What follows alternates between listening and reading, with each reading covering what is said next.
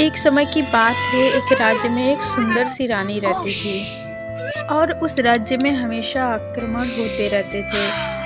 हर कोई इस रानी की सुंदरता का गुण गाता रहता है, इसलिए सभी आक्रमण इस रानी को प्राप्त करने के लिए होता है।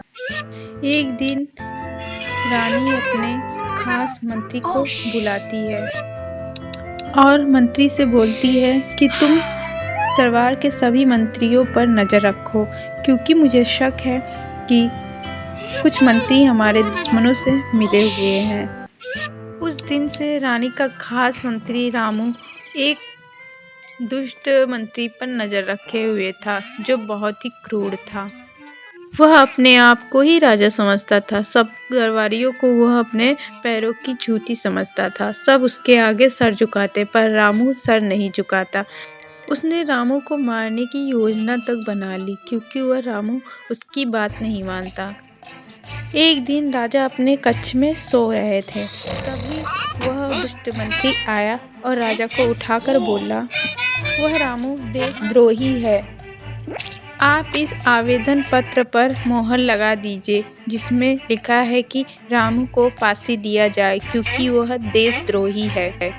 राजा ने मंत्री की बात मानकर उस पर मोहर लगा दिया और उसे फांसी पर लटका देने का आदेश भी जारी कर दिया।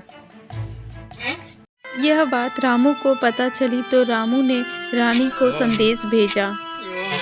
रानी को यह बात पता चला तो वह बहुत दुखी हुई और रामू के लिए संदेश भेजा कि तुम चिंता मत करो, मैं राजा से बात करूंगी इस बारे में।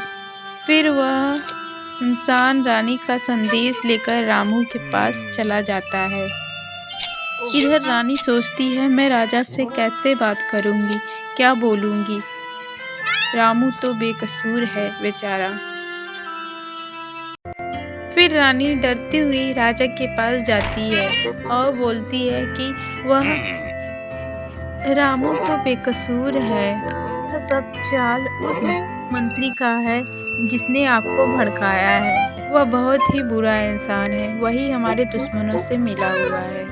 राजा अपनी छड़ी निकालकर बोलते हैं, तुम इससे छुपकर बोलो। रानी उस छड़ी को छुपकर बोलती है कि रामू बेकसूर है और वह मंत्री हमारे शत्रुओं से मिला हुआ है।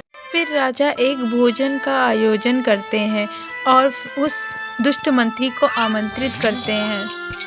वह मंत्री बहुत खुश होता है और राजा के साथ भोजन करने के लिए महल पहुंच जाता है।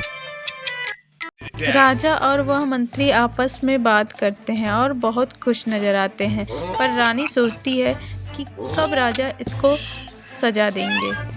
तभी रानी खड़ी हो जाती है और बोलती है, इस द्रोही को सजा दिया जाए, कारावास में डलवा दिया जाए।